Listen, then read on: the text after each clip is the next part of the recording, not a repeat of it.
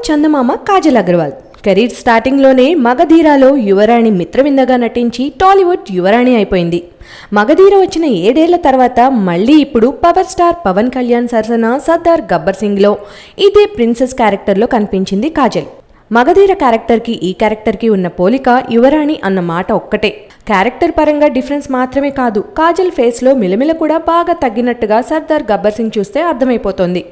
ఇన్నేళ్ల తర్వాత మరీ అప్పటిలా కనిపించాలని రూలేం లేదు, కానీ హీరోయిన్ అన్నాక ఆ మాత్రం గ్లో కోసం ఆడియన్స్ ఎదురుచూడడంలో ఆశ్చర్యం లేదు. ఇప్పుడు యువరాణి మొహంలో కనిపించింది అదే.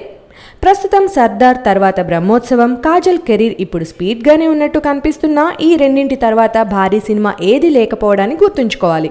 యువరాణిగా కంటే రాణి పాత్ర అయితే సెట్ అయ్యేదేమో అనే మాటలు వినిపిస్తున్నాయి. అంటే కాజల్లో ఏజ్ డిఫరెన్స్ ఏ రేంజ్లో ఉందో అర్థమైపోతుంది.